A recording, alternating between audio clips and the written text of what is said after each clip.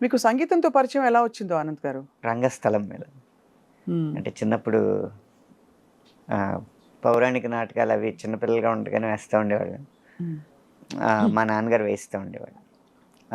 Harmony వాయిద్యకారులు వాయిస్తున్నప్పుడు ఇది ఈ రాగం, అది ఈ రాగం అని మా నాన్నగారు చెప్తా ఉంటే ఆయనకు కూడా అలాగే వచ్చింది. ఆయనకు గురువు ఎవరు లేరు. హ్మ్. ఆయన హ్మ్. కూడా పద్యాలు రాగాల్లో కట్టి పాడుతూ ఉంటారనమాట. హ్మ్. అలా అబ్జర్వేషన్ మీద కొద్దిగా ఓ 30 రాగాలు తెలుసంటే మరీ 30 రాగాలు తెలుసా? హ్మ్. లైన్‌గా ఒక్కోటి అనుకుందాం ఊరికే. ఏ రాగాలు తెలుసు చెప్పండి? చాలా ఈజీగా చెప్పేయచ్చు. ముందు శంకరాభరణం తీసుకున్నాం. వైట్లు మొత్తం. హ్మ్. శంకరాభరణం తీసుకున్న తర్వాత శంకరాభరణం నుంచి మోహన, హ్మ్. సరిగ పదస, హ్మ్. హంసధ్వని, హ్మ్. సరిగ పనిస, హ్మ్. ఆహ్, శుద్ధ సావేరి, సరిమ పదస. అబ్బా! అబ్బబ్బబ్బబ్బబ్బా! నాకు తెలిసిన రాగాలు మీకు తెలుసు. ఇది సగమదని నీలాంబర, ఆహ్, హ్మ్. శంకరాభరణంలో సగమదనిసా మీరు హిందోళం. హిందోళం పాడుతున్నారు. హిందోళం చిన్నగా. శంకరాభరణమే చూస్తున్నాం మనం ఇప్పుడు. మొత్తం హ్మ్. వైట్. స సగ కాదు. సగప ధనిస హ్మ్. ఒకటుంది. వలజి సగపదనిసా చిన్నది. సానిదపగ సా. వలజ, హ్మ్. కళావతి. ఆహ్, అలా ఇందులో మారితే మోహన్‌లో మారితే శివరంజని. సరిగ పదస సదపగరీసా. శంకరాభరణంలోనే మారితే కళ్యాణి. అబ్బో! మీరసలు మొత్తం విద్వాంసులు అవ్వడానికి అన్ని లక్షణాలున్నాయి మీరు. లేవండి. ఈ 30 తెలిస్తే విద్వాంసులు ఎలా అవుతారు? ఉన్నాయి 72 మేళకర్తలు. మళ్ళీ దానిలోంచి పర్మిటేషన్స్, కాంబినేషన్స్ అవును. చూసుకుంటే. వందల వేల రకాలైతే మంచి పరిజ్ఞానం ఉన్నట్టే అనంత్ గారు. సో, పాటతో మీ ప్రయాణం అలా మొదలైందనమాట అయితే రంగస్థలం నుంచి. రంగస్థలం నుంచి మొదలైంది. అంటే హ్మ్. నాటకాలేస్తున్నప్పుడు హ్మ్. పద్యాలు పాడుతున్నాం, డైలాగులు చెప్తున్నాం. ఈ రెండిట్లో పద్యం బాగున్నా చప్పట్లు కొడతారు. లేకపోతే ఏదైనా డైలాగ్ బాగున్నా చప్పట్లు కొడతారు. కానీ ఆ ఆర్టిస్ట్ కాదు కదా చెప్పేది. ఆ డైలాగ్ ఇచ్చింది ఆ రచయిత, ఆ పద్యం ఇచ్చింది ఆ రచయిత కదా! అని నటన కన్నా రచన మీద ఎక్కువ మక్కువొచ్చింది. హ్మ్. ఆ రచనలో చూస్తే డైలాగ్ ఏమో దాంట్లో అంత కవితాత్మకత ఉండదు. పద్యంలో ఉంటది గానీ ఎక్కువ మందికి అర్థం అవ్వదు. ఈ హ్మ్. రెండిటికి మధ్య ఏంటి ప్రక్రియ మాటకి, పద్యానికి మధ్య ప్రక్రియ పాట అని అనిపించి దాని మీదకి మొగ్గు చూపాననమాట. మీరు రాసిన అందమైన పాటలు చాలా అందంగా గాయని, గాయకులు పాడుతూ వచ్చారు కదా! హ్మ్. మీ పాటని మీకు ఇష్టం వచ్చినట్టు అంటే పాడిన గాయకులు ఎవరు అందమైన చెప్పండి? గాయకులంటే అందమైన గొంతున్న అదే అదే. గాయకులా? అంటే అందమైన గాయని, గాయకులలో అందమైన అంటే వాళ్ళ గొంతుకే ఆపాదించి హ్మ్. బెస్ట్‌గా మీ పాటల్ని అద్భుతంగా పాడే గాయకులు ఎవరంటే చెప్పగలుగుతారా ఫలానా వాళ్ళని? ఎందుకంటే ఎవరి కంఠం వాళ్ళది. 'శ్రేయ ఘోషల్'. శ్రేయ ఘోషాల్ గారు. హ్మ్. ఇప్పటికి ఆల్ ఆహ్, టైమ్ ఆ ఫేవరెట్. పాటల్లో అదే తను పాడిన పాటల్లో మీకిష్టమైన పాట మీ పాట? వింటున్నావా? 'బాబా బాబా.' ఆ తరిమేవర పాటండి బాబోయ్! ఏంటండి ఏం పాట గుర్తు చేశారండి. ఆ ఫస్ట్ వింటున్నావా పాట పార్ట్ గుర్తు చేశాను. 'వింటున్నావా వింటున్నావా ఎన్ని రకాలు వింటున్నావాలో' హ్మ్. ఆ పాట విని తరించిపోయిన సందర్భాలు ఎన్నెన్నున్నాయో నాకు నేను చెప్పలేను. మీ పాట, రెహమాన్ గారి సంగీతం. సంగీతం. అది తమిళ్లో 'మన్నిప్పాయ' అని వస్తది. ఆహ్, అప్పటికి నాకున్న లాజిక్ ప్రకారం సారీ, థాంక్స్, ప్లీజ్ ఇవి చెప్పితే గనక ప్రేమ అవ్వదు. వాటన్నిటికి అతీతమైంది ప్రేమ అని జెప్పి తమిళ్‌లో 'మన్నిప్పాయ'ని నేను తీసుకోలేదు. మళ్ళీ 'వింటున్నావా' అనేదే నాకనిపించిందనమాట. అప్పుడు రెహమాన్ గారు కూడా అడిగారు ఇందులో 'మన్నిప్పాయ' ఎందుకు తీసుకోలేదని. మన తెలుగు క్లైమాక్స్ వేరు కదండీ! క్లైమాక్స్‌లో కలిసిపోతారు హీరో, హీరోయిన్‌లు. సో, హ్యాపీ ఎండింగే. తమిళ్‌లోనేమో విడిపోతారు. హ్మ్. కాబట్టి ఇంక విడిపోతున్నాం గాబట్టి ఇంక ప్రేమ లేదు గాబట్టి ఇంక సారీ జెప్పేయచ్చు. హ్మ్. హ్మ్. ఇప్పుడు కలుస్తున్నారు గాబట్టి అందులో సారీకి అంత ప్రాముఖ్యత లేదనిపించి 'వింటున్నావా'గా మార్చుకున్నాను. ఇంకా హ్మ్. 'వింటున్నావా' పదం వచ్చిన తర్వాత ఎన్ని రకాలుగా వింటున్నావు, వింటున్నావా అని అడగడానికి అన్ని రకాలుగా రాశాను. 'మన్నిప్పాయే మన్నిప్పాయే' అని అలొచ్చిందా? మన్నిపాయ మన్నిపాయ అనొస్తది. వింటున్నావా వింటున్నావా వింటున్నావా హ్మ్. ఇన్నావే వేళ అంటే ఈ మీటర్స్ అన్నీ మీకు ఆ టైంలో చెప్పి ఒరిజినల్ రిఫరెన్స్ ఇచ్చి రాయించారండి ఈ పాట? పాట విన్నాను. పాట విని ట్యూన్ ఇమ్మన్నానన్నమాట. ట్యూన్ వెర్షన్ ఉంటది గదా! తననా తననా తననే తననా తరెనా నానానే తననే నానానా మన్నిపాయా మన్నిపాయా అని ఇచ్చారు ట్యూన్. ఆ ట్యూన్కి రాశాను. One of your golden gems అండి ఈ పాట మాత్రం. అలాగా గోల్డెన్ జెమ్సా? అంటే బంగారు వజ్రాల? గోల్డెన్ జెమ్స్ అంటే బంగారులో పొందుపరిచిన వజ్రం. ఓకే, నాకు ఇంగ్లీష్ సరిగ్గా రాదు. నాకు ఇంతే ఇంగ్లీష్ వచ్చు కాబట్టి అలా సరిపెట్టుకుందాం. కానీ అనంత్ గారు, మీకు వీటన్నిటితో పాటు ఇంత హృదయమైన పాటలు రాసే మీకు అద్భుతమైన చమత్కారం ఎక్కడి నుంచి వచ్చింది? గోదావరి. ఓ అంతేగా. ఎందుకంటే నిజంగా ఇప్పుడు మీరు మిడిల్ ఈస్ట్ మ్యూజిక్ విన్నారనుకోండి, ఎక్కువ సింధు భైరవ్ రాగంలో తారాస్థాయిలో హమ్మింగ్స్ లాగా అనిపిస్తూ ఉంటుంది, అంటూ ఉంటుంది కదా. ఎందుకంటే మిడిల్ ఈస్ట్లో పంటలు అనేవి మృగ్యం, నీరు ఎప్పుడో కానీ దొరకదు. ఏదో ఆ ఖర్జూరం ఈత తింటా ఆ టైంలో అలా బతికేవారు కదా. వాళ్ళకి సరైన ఆహారం దొరకడమే కష్టం. దొరికిన ఏదో ఆ ఒంటెలను చంపుకుని ఆ మాంసాహారం తింటా రుచికరమైన ఆహారం అనేది వాళ్ళకి చాలా అరుదు. సో ఆకలి బాధలు ఎక్కువ ఉంటాయి. ఆ సంగీతం కూడా అక్కడ అలాగే ఉంటుంది. గోదావరి ఉంది ముఖ్యంగా మా కడుపు నిండిన బేరం మాదైతే. డబ్బు ఉండదేమో కానీ అన్నానికి లోటు ఉండదు. ఇప్పుడు కడుపు ఖాళీగా ఉందనుకోండి, దాని ఒక్కదాని మీదే దృష్టి ఉంటుంది. కడుపు నిండాక 100 వాటి మీదకి వెళ్తుంది దృష్టి. అందులో కొంచెం కారం కూడా లోటు లేనప్పుడు ఎటకారం ఒకటి బయటకు వస్తుంది. సో కారం, ఎటకారం, మమకారం అన్నీ ఎక్కువే మీకు, అంతేగా గోదావరి జిల్లాలో. సో మీరు రాస్తూ వచ్చిన పాటల్లో మీకు బెస్ట్ కాంప్లిమెంట్స్ అందిన పాట ఏది అంటే తాను నేనువే కదా. అన్ని రెహమాన్ గారి పాటలే మీకు ఎక్కువ కుదురుకున్నాయనొచ్చా? అలా ఏం లేదండి. ఇప్పుడు ఎటో వెళ్ళిపోయిన మనసు సినిమా ఉంది కదా, ఇళయరాజా గారిది. అది మ్యూజిక్. ఒక పాటకి నంది అవార్డు, ఒక పాటకి ఫిల్మ్ఫేర్ అవార్డు, ఒక పాటకి బిగ్ మ్యూజిక్ అవార్డు, అలా వేరు వేరు పాటలకు వచ్చినాయి. ఒకే పాటకి చాలా అవార్డులు వచ్చే సందర్భాలు ఉంటాయి, కానీ ఒకే సినిమాలో వేరు వేరు పాటలకి మంచి మంచి అవార్డులు రావడం అనేది అరుదుగా ఉంటుంది అన్నమాట. ఇప్పుడు ఈ పాటలన్నిటికీ మహానుభావులు లాంటి సంగీత దర్శకులు మీకు ఫోన్ చేసి మాట్లాడినప్పుడు మీకు ఎలా అనిపిస్తూ ఉంటుంది ఆ టైంలో? అంటే ఒక నర్వస్నెస్ ఉంటుంది, కొంత ఒక అలజడి. ఇప్పుడు లేదేమో కానీ అప్పుడు వణుకుతాయండి. వణుకోండి. ఎందుకంటే అసలు ఫస్ట్ టైం రెహమాన్ గారిని కలిసినప్పుడు ట్యూన్ తీసుకోవడానికి వెళ్ళాను. అప్పుడు నేనంటే డోంట్ బి నర్వస్ అని ఆయనే సముదాయించారు. ఇళయరాజా గారి దగ్గరికి వెళ్ళినప్పుడు కాళ్ళు వణకడం కూడా కాదు, మొత్తం బొట్టనేల దగ్గర నుంచి తల వరకు మొత్తం బీసిపోద్ది. ఆయన కూడా చాలా ప్రేమగా మాట్లాడి అలా వాళ్ళు ఈజ్ చేసిన తర్వాతే మనం మామూలు స్థితికి వస్తాం. ఆయనకి మీరు మల్టిపుల్ వర్షన్స్ వినిపించారా? ఫస్ట్ టైం అప్రూవ్ అయిపోయింది ఆ పాట? ఫస్ట్ టైం అప్రూవ్ అయిపోయిందండి ఇళయరాజా గారి దగ్గర. అంతే. రెహమాన్ బాగుంది బాగుంది బాగుంది అన్నారా? ఎలా అన్నారు? కరెక్ట్గా ఉంది, మంచి సౌండింగ్ ఉంది. ఎంత అదృష్టవంతులండి మీరు. అంటే ఇంతమంది సంగీత పరిశ్రమలో ఉండడం అంటే ఎంత అదృష్టం దక్కిందంటే, మీకు 60ల నుంచి 70ల నుంచి మ్యూజిక్ చేస్తున్న వ్యక్తులతో కూడా పనిచేయగలిగే అదృష్టం దక్కింది. ఇళయరాజా గారు అవ్వచ్చు, విద్యాసాగర్ గారు అవ్వచ్చు. అలాగే ఇప్పుడు ఈ కాలంలో అందరినీ మెప్పిస్తున్న సంగీత దర్శకుల చేత కూడా తమన్ గారు అవ్వచ్చు, అనిరుద్ధ్ గారు అవ్వచ్చు.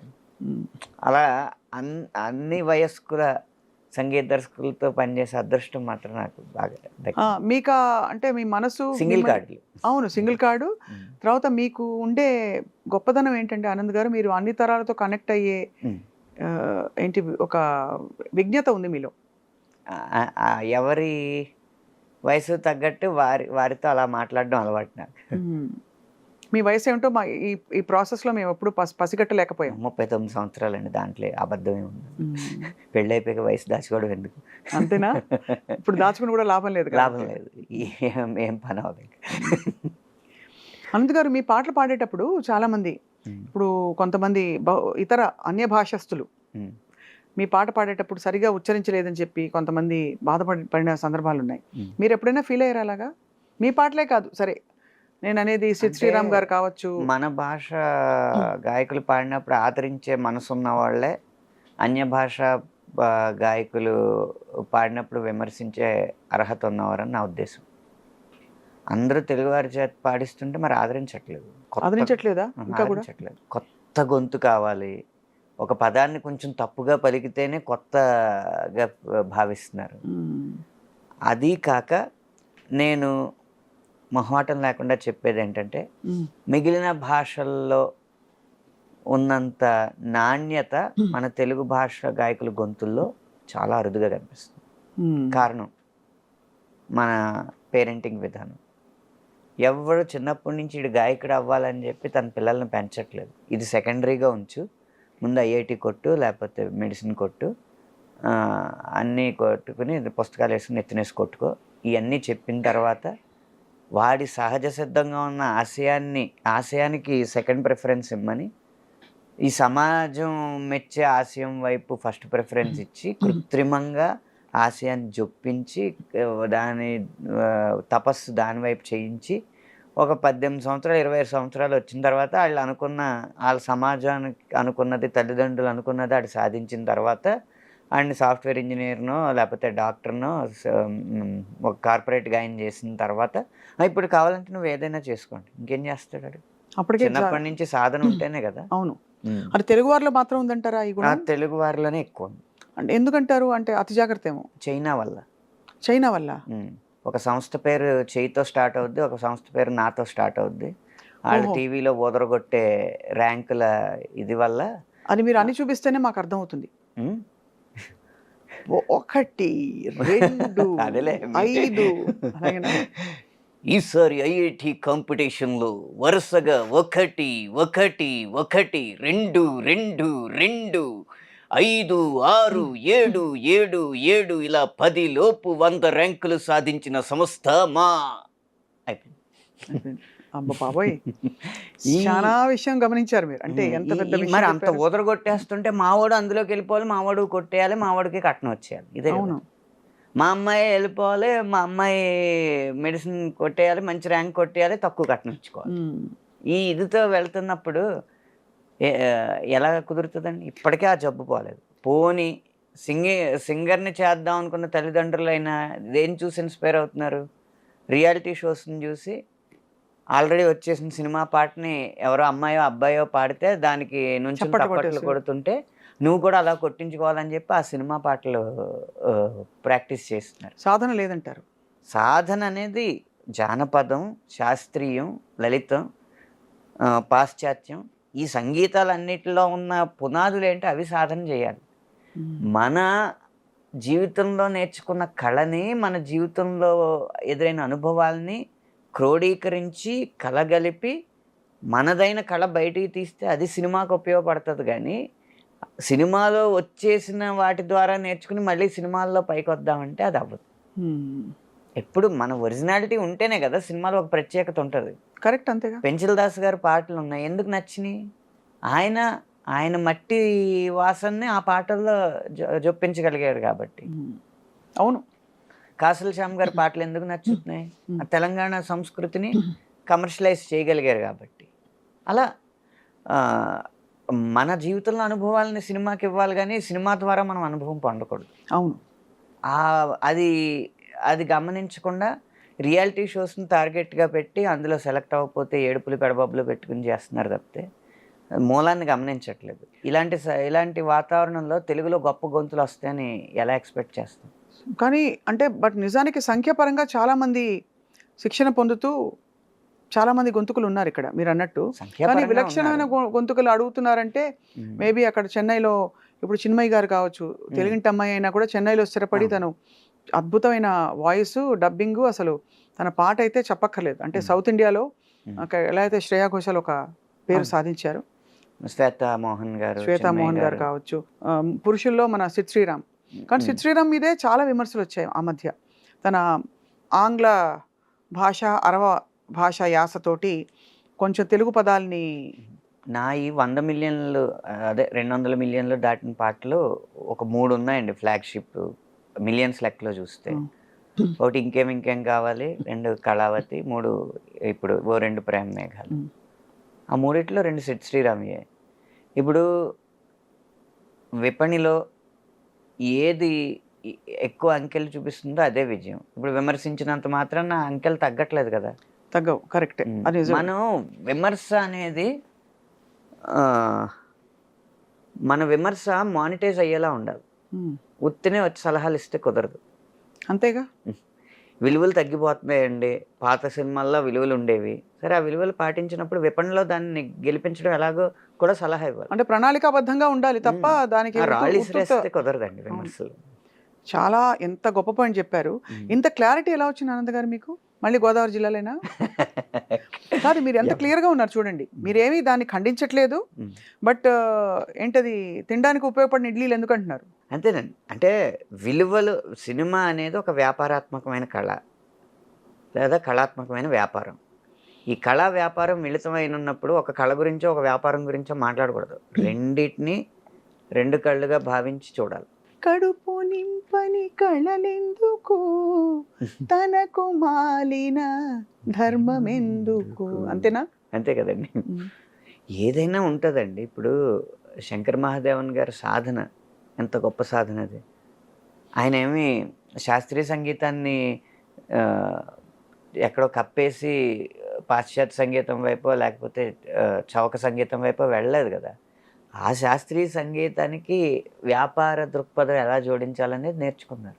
అందుకే ఆయన పాటలు హిట్ అయినాయి, ఆయన గొంతు హిట్ అయింది. కరెక్ట్. ఆ రకంగా ఎవరు సాధన చేశారు? శంకర్ మహాదేవన్ గారు గమకాలు అంత బాగా తిరగడానికి కారణం ఏంటని అడిగితే ఒక చోట చెప్పారు, సాధన. వర్ణాలు ఉన్నాయి కదా, ఆ వర్ణాలు లిరిక్తో కాదు, స్వరంతో కాదు, అకారంతో సాధన చేశారు. చిత్ర గారు కీర్తనలన్నీ అకారంతో సాధన చేశారు. ఇవన్నీ సాధనలు చేయిస్తున్నారా పేరెంట్స్? రియాలిటీ షోల వైపు చూస్తున్నారా? చైనా వైపు వెళ్తున్నారా? అలా చైనాలో చదివితే వచ్చే ప్రొడక్ట్స్ కూడా చైనా ప్రొడక్ట్స్ వస్తాయి, చూడడానికి బాగుంటాయి.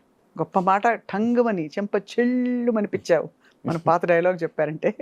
బట్ ఆనంద్ గారు, గాయకులకి ఇన్ని సాధనలు ఉంటాయి కదా, గేయ రచయితలకి ఏముంటాయి సాధనలు? అంటే మిమ్మల్ని మీరు నిత్యం నేర్చుకోవడానికి, లేదు మీ వొకాబులరీ కావచ్చు, ఇంకోటి కావచ్చు. గాయకుడికి నిజంగా కఠోర సాధన చేస్తే ఒక 6 సంవత్సరాల్లో, అప్పుడు దాకా మామూలుగా పాడని వ్యక్తి కూడా ఒక 6-7 సంవత్సరాల్లో గాయకుడు అవ్వచ్చు. రచయితకు కూడా సాధన ఉంటుంది, అది కూడా పుట్టుకతో వచ్చేదేం కాదు. కాకపోతే ఆ 6 కాదు 15 సంవత్సరాలు పడుతుంది. ఒకటి, మౌలికమైన విషయాలు తెలుసుకోవాలి. ఏంటి పాట అంటే? ఫస్ట్ కవిత ఏంటి? లోపల ఆలోచన, భావాన్ని ఆలోచనగా, ఆలోచన పదంగా, పదాన్ని వాక్యంగా మార్చడం, వచ్చిన భావాన్ని అలా వాక్యంగా మార్చిన దాన్ని లయబద్ధంగా చేయడం పాట. అంతే కదా. ఇప్పుడు భావం ఎలా ఉండాలి? భావం మనకి ఎగ్జాంపుల్ చెప్తారు కదా, కాళిదాసు కాలంలో భోజరాజు మంచి శ్లోకం చెప్తే మంచి కానుకలు ఇస్తారంట అని చెప్పి ఒక పేద బ్రాహ్మణుడు ఎవరో, పండితుడు, గొప్ప పండితుడే, బ్రాహ్మణుడు ఎవరో వెళ్ళి ఒక సత్రం దగ్గర ఒక లైన్ రాసుకుంటాడంట. దాని అర్థం ఏంటంటే, భోజనం దేహి రాజేంద్ర అని మొదలవుద్ది. భోజనం ఇవ్వు రాజా, అది నేతితో రుచికరంగా ఉండేలాంటి భోజనం కావాలి అంటాడు. ఇది మాటే. ఆ తర్వాత లైన్ ఏం రాయాలో రాదు. అటు కాళిదాసు, ఒక గుడిలో కాళిదాసు కనిపిస్తే ఆయన దగ్గరికి వెళ్ళి ఇలాగా, రాజు ఏదైనా శ్లోకం ఇస్తే కానుకిస్తాడంట, కొంచెం పేద స్థితిలో ఉన్నాను నేను, ఒక లైన్ వచ్చింది, తర్వాత ఏం రాయాలో చెప్పండి అంటే ఆయన చూసి, భోజనం దేహి రాజేంద్ర, నేతితో కూడిన భోజనం కావాలి అని చెప్పి మొదటి పాదం పూర్తయిన తర్వాత రెండవ పాదం ఆయన పూరించిస్తాడు. ఏంటంటే అదే శరత్చంద్ర చంద్రికా ధవళ దది మాహిషంతు శరత్చంద్ర చంద్రికా ధవళ దది. అంటే దది పెరుగు, ధవళ తెల్లని పెరుగు, చంద్రిక వెన్నెల్లాంటి తెల్లని పెరుగు, శరత్చంద్ర చంద్రిక చందమామ యొక్క వెన్నెల్లాంటి తెల్లని పెరుగు, శరత్ కాల ఋతువులో ఉన్న చందమామ వెన్నెల్లాంటి తెల్లని పెరుగు. అది దేనిది? ఆవుది కాదు, మాహిషంతు, గేదెది కావాలి. ఎందుకంటే ఆవు పెరుగు కొంచెం ఎంతో కొంత పసుపు రంగులో ఉంటుంది. కరెక్ట్. కాబట్టి అలాంటి పెరుగుతో ముగించాలి భోజనం అని చెప్పి కింద ముగిస్తాడనమాట. ఇది కవిత్వం అవుద్ది, పైది వాక్యం అవుద్ది. ఎప్పుడైనా ఒక ఉపమానం ఒక ఉపమానం ఉండాలి, ఆ భావానికి తగ్గట్టుగా పదాలు ఎంచుకోవాలన్నమాట. అలా కవిత్వం పుట్టిన తర్వాత దాన్ని లయబద్ధంగా ఎలా పెట్టాలి. ఇప్పుడు శరత్చంద్ర చంద్రిక ధవళదది, మీరు ఆది తాళంలో పాడండి దాన్ని. శరత్చంద్ర చంద్రిక, ధవళ శరత్చంద్ర చంద్రిక ధవళదది, అదొక అదొక పద్ధతి. పాదం అవుద్ది. అప్పుడు తనన్న తనన అది ట్యూన్ అవుద్ది. కింద పూరించుకోవాలి దాన్ని ఇంకో దాంతో. అలా ఆ ప్రక్రియని నెమ్మదిగా నేర్చుకుంటూ సాధన చేస్తే మన భావాన్ని ఆలోచనగా, ఆలోచనని వాక్యంగా, వాక్యాన్ని లయబద్ధంగా, ఆ లయని కావలసిన నడకలో ఆది తాళమా, ఖండమా, మిశ్రమా కావలసిన నడకలో పెట్టడం. ఇప్పుడు ఇలాంటి భావాన్ని ఇంకా కలోక్యల్గా చెప్పాలా, ఇంకా రాయల్గా చెప్పాలా అన్న పదాల ఎంపిక, ఈ ఎంపిక జరగాలంటే, కలోక్యల్గా జరగాలంటే ఎలాంటి జానపద రచనలు చదవాలి, రాయల్గా కావాలంటే ఎలాంటి ఉత్కృష్టమైన గ్రంథాలు చదవాలి, అవి పోగు చేసుకుంటా అలా సాగిస్తే పాట రాయడం వస్తుంది. మీరు మరి మీ రెపర్టుఆర్ అంటే మీ ఈ ప్రక్రియలో మీ పాటల జాబితా, సంఖ్య, ఇంకా అనేక రకాలు అంటే శైలులు పెంచుకునే క్రమంలో వాగ్గేయకారుల శైలిలు చూసుంటారు కదా అనంత్ గారు, చూసారా? అన్నమాచార్యుల వారి శైలి ఏమిటి? సో ఎవరి శైలి మీకు బాగా? ఎందుకంటే మనం అప్పుడప్పుడే అనేక కొత్త రకాలు, ఇప్పుడు త్యాగరాజ యోగ వైభవం, అగరాజ యోగ వైభవం, రాజయోగ వైభవం, యోగ వైభవం, వైభవం భవం వం, శ్రీ త్యాగరాజ యోగ వైభవం అని వస్తుంది. గోపిచ్చే అంటారు కదా, అదే ఆవు తోకలాగా. అప్పుడు అలా ఉంది. ఇప్పుడు గోపుచ్చేతి దీన్ని ప్రయోగించాలి, ఏం చేయాలి అన్నప్పుడు ఏదో ఆలోచిస్తాం, మనకేదో తడతది. మన అంతరంగాలు, తరంగాలు, రంగాలు, గాలు, అలా. ఇంకా కావాలంటే అన్య భాష పదం వాడాలంటే లు, బాత్రూమ్. అర్థమైంది. ఇలా సాధన చేసి ఇప్పుడు ఏదో మీరు చెప్పారు కాబట్టి ఏదో వచ్చింది చెప్పాను. అర్థమైంది. అంటే ఈ ప్రక్రియలని ఇప్పుడు ఆధునిక సాహిత్యంలో మనం వాడుతున్నామా అని, అనేక ప్రక్రియలు వాగ్గేయకారుల అంటే అది ఆస్వాదించే రసజ్ఞత ఉండాలి కదా. అవును, కరెక్ట్. అలాంటిది ఉన్నప్పుడు వాడతాం. నేను ఇది ముక్తావళి అలంకారం వాడాను దీంట్లో. ఏకువలో నా గోదారి ఎరుపెక్కింది, ఈ ఎరుపుని తీసుకోండి. ఆ ఎరుపేమో గోరింట పంటయింది, పంటను తీసుకుంది. పండిన సేతికెన్నో సిగ్గులొచ్చి, సిగ్గుని తీసుకుంది. సిగ్గంతా సీర గట్టింది, చీరను తీసుకుంది. సీరలో సందమామ ఎవ్వరమ్మ, ఆ గుమ్మ సీతమ్మ. గోదావరి నుంచి సీతమ్మ వరకు దాన్ని ముక్తావళి అలంకారం అంట. అలాగే యమకం అని ఒక శబ్దాలంకారం ఉంటుంది నారప్ప పాటలో. కాలయముడివై పూన కాలయముడివై అని ఒక పదం వస్తుంది. అంటే కాలయముడు అన్న పదమే అది. ఆ పూన అనేది చేర్చేటప్పటికి పూనకాలయముడివై అంట. అలాగే చేఖానుప్రాస అని ఉంటుంది. అంటే పక్కనే ఉండాలి, అదే పదం ఉండాలి, కానీ వేరే అర్థం ఉండాలి. పిసినారి నారివే పిసరంత పలకవే. నారి అనేది ఉంటుంది కదా, నారి అంటే స్త్రీ, వనిత. పిసినారి అంటే లోభి. పిసినారి నారివే అదనమాట చేఖానుప్రాస. దీనేమంటారు? వెన్నెల్లో గోదావరి కలవరం కలవరం అని వస్తుంది. అది యమకమే. ఎందుకంటే ఇప్పుడు ఆ కలవరం పక్కన వస్తే చేఖానుప్రాస. అయ్య బాబాయ్, భాషలో ఎన్ని పార్శ్వాలు ఉంటాయో మాట్లాడేస్తాం కానీ ఇవన్నీ మీరు పద్ధతిగా నేర్చుకున్న జ్ఞానమా లేక అక్కడక్కడ ఇలాంటి మీలాంటి పండితులు అందరూ చెప్తుంటే వచ్చిన. దేవదేవం భజే నన్ను పండితులు అన్నారా మరి మీరు నువ్వు? పండితులే కదా, సంగీతంలో మీరు పండితులే నాకన్నా. సంగీతం నేర్చుకున్నామండి, అది ఆ అవును. తల్లిదండ్రుల భిక్ష అవును. గురువుల. అప్పుడు మీరు మీరు చెప్పారు కొంతల వరాలు రాగం గురించి చెప్పారు. ఇంకా ఎవరి దగ్గరో నేను కొంతల వరాల గురించి చెప్పాననుకోండి, అది స్వప్న గారు చెప్పారని వాళ్ళకి సమాచారం ఉండకపోవచ్చు. నాకు తెలుసు అనుకుంటారు. అలా. సో ఇసి ఖుషి మే హ్మ్. మీరు హిందీ పదాలు ఏమైనా వాడుతున్నారా మీ పాటల్లో? అప్పుడప్పుడు అంటే నాకు హిందీ పూర్తిగా రాదు. ఆ ప్రాసలో కలిస్తే వాడుతా ఉంటాను అప్పుడప్పుడు. అనంత్ బాసులు వచ్చిండ్రే బేసులు పెంచుండ్రే బాక్సులు బద్దలు రే యాష్ కరే డానులు వచ్చిండ్రే డాన్సులు దంచుండ్రే ఫ్యాన్స్కి పండగే జూంబరే ఏ కొండాలైన పిండి చేసే కండలున్నోడే గండాలైన దండం పెట్టే గుండె దమ్మోడే వీళ్ళిద్దరిట్టాగొస్తే భూమ్ దద్దరిల్లాలంటే హే టాలీవుడ్ని బాలీవుడ్ని తారుమారేంగే తార్మార్ తక్కరు మార్ వస్తుంటాయి. ఒక విచిత్రమైన విషయం అడగాలి అనంత్ గారు. మ్మ్. మీరు 20 ఏళ్ళుగా ఇండస్ట్రీలో ఉన్నారు. అంతకుముందు 70వ 19 దశకం నుంచి, అదే 19 ఏళ్ళు దగ్గర దగ్గర, ఉమ్, 70వ దశకం నుంచి పనిచేస్తున్న పెద్ద పెద్ద మహానుభావులతో మీరు ఇప్పుడు పనిచేస్తారు కలిసి. ఉమ్, మనకి వేటూరి వారు, సీతారామ శాస్త్రి గారు, ఇంకా చాలామంది మహానుభావులు, గేయ రచయితలు, కవుల గురించి చెప్పినప్పుడు ఈ తరం కవులు కానీ గాయకులు కానీ అప్పుడు తీసుకున్న మహానుభావుల జీతభత్యాల కంటే, రెమ్యూనరేషన్స్ కంటే ఇప్పుడు 10 అమాంతం పెరిగిపోయింది. అంటే ఇప్పుడు మనం వినడం, ఈ తరం గాయని గాయకులు తీసుకుంటున్న రెమ్యూనరేషన్ ఒక పాట పాడడానికి అంతటి బాలు గారు కూడా ఆయన హైయెస్ట్ పొజిషన్లో ఉన్నప్పుడు కూడా తీసుకోలేదని.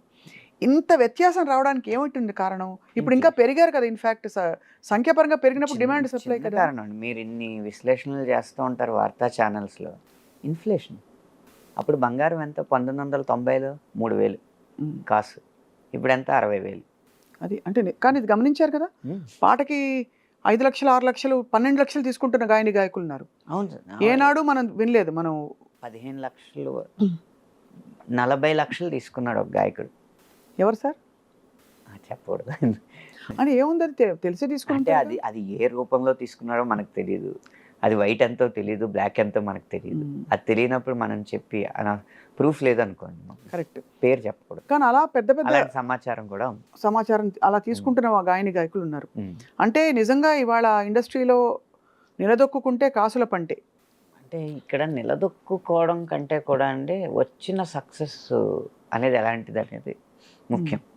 తెలియకుండా ఒక పాట అన్ని కలిసి వచ్చి అది 1000 మిలియన్లకి వెళ్ళిపోయింది అనుకోండి, అమాంతం పెరుగుతుంది. అంతే.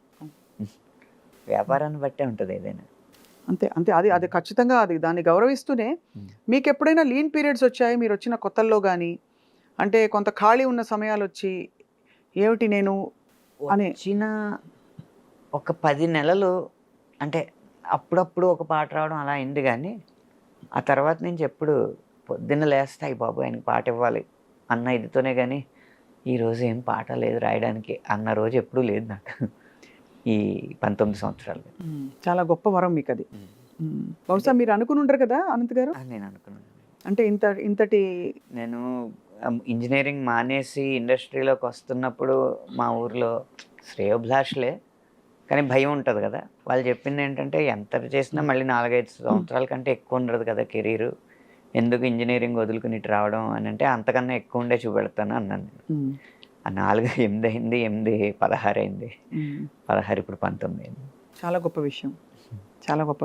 అది ఖచ్చితంగా మీ ఏంటి ప్రారంభం అంటే, మీ పూర్వజన్మ పుణ్యం అని. పూర్వజన పుణ్యంతో పాటు మీ ప్రతిభ అండి. ఎందుకంటే అందరినీ మెప్పించడం అంత సహజం కాదు. అంత ఎంత పుణ్యాలు ఉంటే మాత్రం. ప్రతిభ పాండిత్యంతో పాటు ఏదైనా ఆవగింజంత అదృష్టాన్ని కూడా నమ్మాలండి. ఆవగింజ ఎక్కడంటే మీ పాటలు హిట్ అవ్వడం, అదే ఆ స్థాయిలో హిట్ అవ్వడం అనేది ఆవగింజ ఖచ్చితంగా. అవును. ఓ 4 హిట్ పాటలు పాడుకుందాం అనంత్ గారు మీవి. కాలంలో వెనక్కి వెళ్దాము, ముందుకు వెళ్దాము, మీ ఇష్టం. నాకు అప్పటి నుంచి ఇప్పటివరకు అన్ని పాటలు ఇష్టం కాబట్టి మీకు ఎలా అంటే అలా. మీ హిట్ పాటలు కొన్ని ఊరికే ఒక 2 లైన్లు అలా పల్లవులు అనుకుంటే అదొక తృప్తి. మొదటి నుంచి చూద్దాం. అయితే ఫస్ట్ హిట్ అన్న రుచి నేను చూసింది ఫస్ట్ బొమ్మరిల్లు అప్పుడో ఇప్పుడు. తీపి కన్నా ఇంకా తీయనైనా తేనే ఏమిటంటే వెంటనే నీ పేరని అంటానే, హాయి కన్నా ఎంతో హాయిదైనా చోటే ఏమిటంటే నువ్వు వెళ్ళే దారని అంటానే, నీలాల ఆకాశం నా నీలం ఏదంటే నీ వాలు కళ్ళల్లో ఉందని అంటానే, అప్పుడో ఇప్పుడో ఎప్పుడో కలగన్నానే చెలి, అక్కడో ఇక్కడో ఎక్కడో మనసిచ్చానే మరి. ఆ తర్వాత వెంటనే కొత్త బంగారు లోకం వచ్చింది హిట్. నిజంగా నేనేనా ఇలా నీ జతలో ఉన్నా, ఇదంతా ప్రేమేనా ఎన్నో వింతలు చూస్తున్నా, ఎదలో ఎవరో చేరి అన్నీ చేస్తున్నారా, వెనకే వెనకే ఉంటూ నీపై నన్నే తోస్తున్నారా, హరే హరే హరే హరే హరే రామ, మరి ఇలా ఎలా వచ్చేసింది ధీమా, ఎంతో హుషారుగా ఉన్నదెలోన ఏమ్మా. ఏమ్మా అది